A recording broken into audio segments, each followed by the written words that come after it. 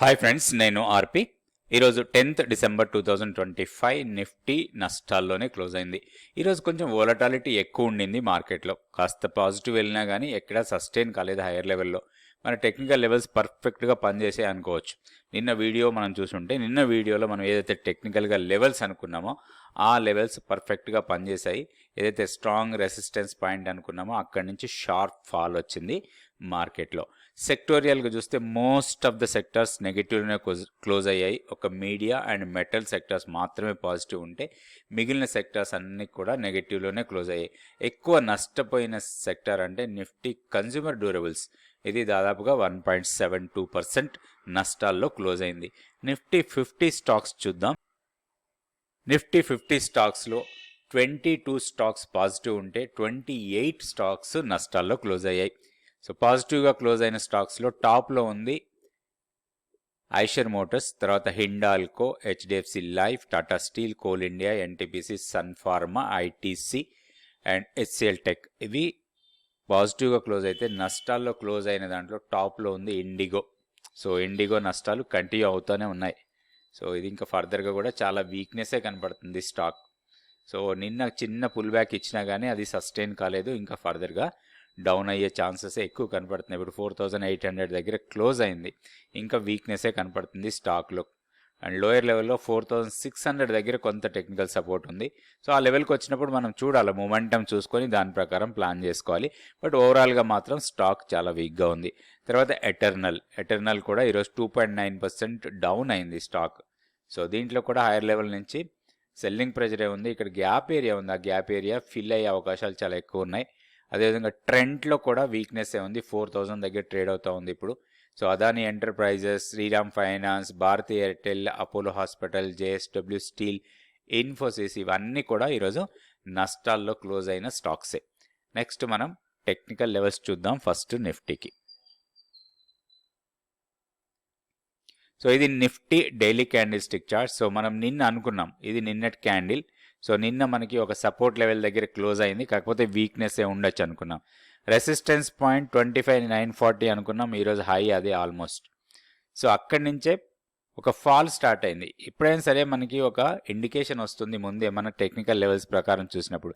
Short term chart ఇది. ఇక్కడ చూడండి, ఇది మనకి స్ట్రాంగ్ రెసిస్టెన్స్ పాయింట్. ఈ రెసిస్టెన్స్ పాయింట్ దగ్గర ఈ క్యాండిల్ అబ్జర్వ్ చేయండి. ఈ క్యాండిల్ ఇది 15 మినిట్స్ క్యాండిల్ రెసిస్టెన్స్ పాయింట్ దగ్గర ఫామ్ అయింది.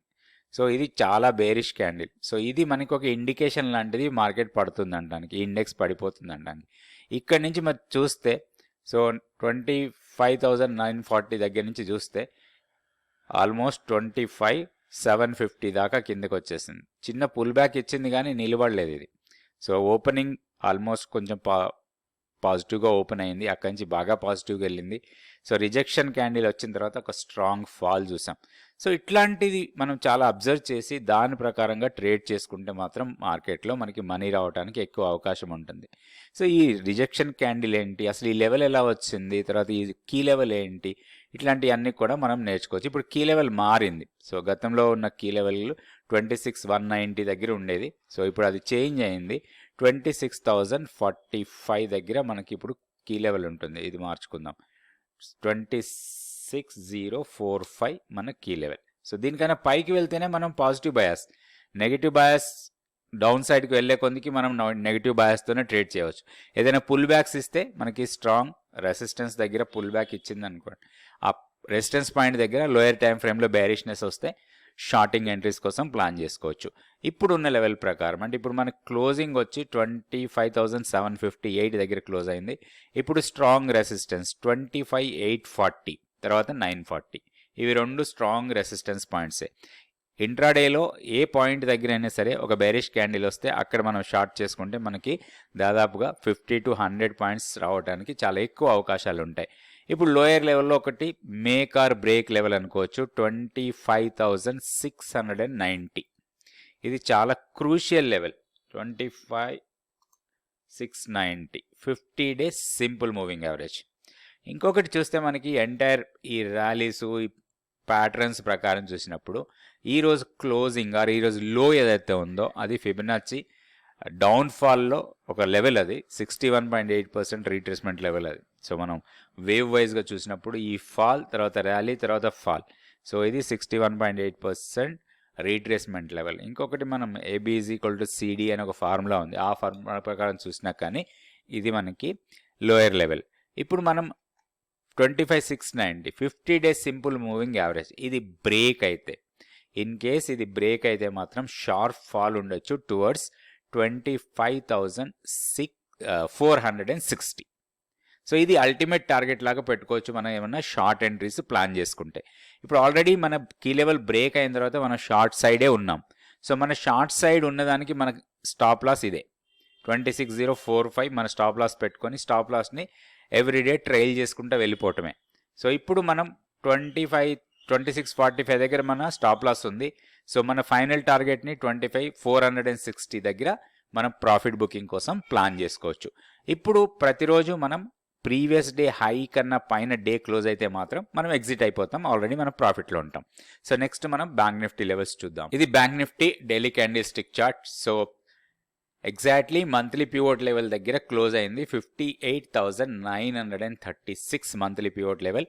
58,960 దగ్గర క్లోజ్ అయింది. కాకపోతే బేరిష్నెస్సే కనపడుతుంది ఇక్కడ. ఇంకొకటి చాలా ఇంపార్టెంట్, మన కీ లెవెల్ కన్నా కింద క్లోజ్ అయింది, వీక్నెస్ ఉండే అవకాశాలు చాలా ఎక్కువ కనపడుతున్నాయి. సో రేపు మనం అబ్జర్వ్ చేయాలి. ఫస్ట్ 1 అవర్లో 58,940 కన్నా కింద బేరిష్ క్యాండిల్ వస్తే మాత్రం ఇది ఫర్దర్గా వీక్ కావచ్చు. ఇక్కడ ఒకటి మనకి టెక్నికల్గా పెద్ద సపోర్ట్ పాయింట్స్ లేవు 58,000 వరకు. అంటే ఇక్కడి నుంచి చూస్తే దాదాపుగా 800 పాయింట్స్ డౌన్ సైడ్. సో అక్కడి వరకు కూడా మనకి పెద్దగా టెక్నికల్గా సపోర్ట్ పాయింట్ లేదు కాబట్టి మనం బేరిష్ మోడ్లోనే ఉండొచ్చు. ఇప్పుడు ఆల్రెడీ మన కీ లెవెల్ కన్నా మనం కింద క్లోజ్ అయ్యాం. కీ లెవెల్ చేంజ్ అవుతుంది, కాకపోతే చేంజ్ అయిన కీ లెవెల్ని మనం రేపు ఇన్సర్ట్ చేసుకుందాం. ఎందుకంటే ఇప్పుడు ఇమీడియట్గా మనం ఈ లెవెల్ని ఏం మార్చొద్దు. సో రేపు చూడాల్సింది ఏంటంటే 58,930 కన్నా కింద ఫస్ట్ 1 అవర్ క్యాండిల్ క్లోజ్ కావాలి బేరిష్నెస్తోని, అప్పుడు ఫర్దర్గా వీక్ కావచ్చు స్టాక్ ఇండెక్స్లో. నెక్స్ట్ మనం సెన్సెక్స్ లెవెల్స్ కూడా చూద్దాం. సెన్సెక్స్లో కూడా వీక్నెస్ కంటిన్యూ అవుతుంది. ఈరోజు కూడా అదే మన రెసిస్టెన్స్ పాయింట్స్ దగ్గరే ఒక స్ట్రాంగ్ బేస్ రెసిస్టెన్స్ ఫామ్ చేసి అక్కడి నుంచి ఫాల్ అయింది. సో ఇప్పుడు ఈ లెవెల్ని కూడా బ్రేక్ చేసింది. 84,580 ప్రీవియస్గా ఒక సపోర్ట్ లెవెల్, అది కూడా బ్రేక్ అయిపోయింది. సో ఇప్పుడు నెక్స్ట్ మనకి 83,860 ఇక్కడ ఒక గ్యాప్ ఏరియా, ఆ గ్యాప్ ఏరియాని ఫిల్ చేసే అవకాశాలు ఇప్పుడు కనపడుతున్నాయి మనకి. ప్రీవియస్గా ఒక గ్యాప్ ఫామ్ అయింది 83,900 నుంచి 84,000 మధ్యలో. సో ఈ లెవెల్ దగ్గర కొంత సపోర్ట్ తీసుకోవడానికి అవకాశం ఉంది. అయితే ఈ లెవెల్ కూడా బ్రేక్ అయితే మాత్రం ఇంకా ఫర్దర్గా వీక్ కావచ్చు, మేబీ అరౌండ్ 83,170 వరకు రావచ్చు.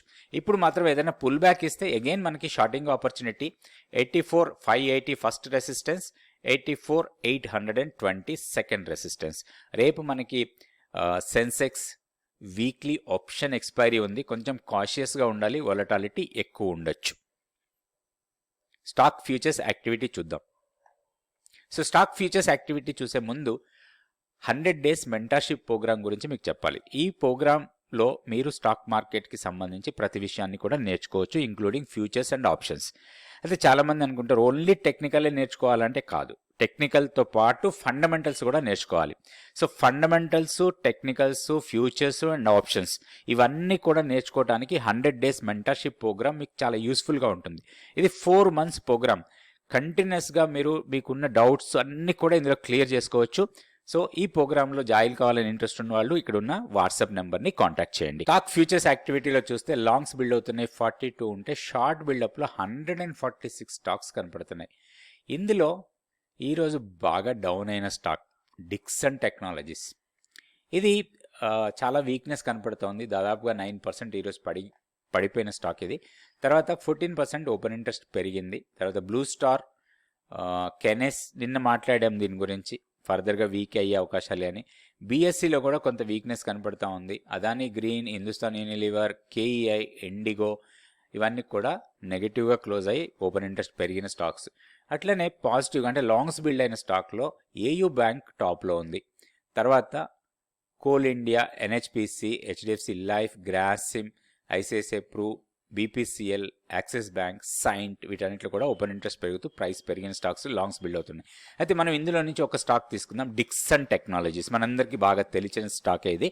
సో భారీగా ఫాల్ అవుతుంది. ఈ స్టాక్ని ఒక్కసారి మనం టెక్నికల్గా లెవెల్స్ చూద్దాం. సో ఇది డిక్సన్ టెక్నాలజీస్.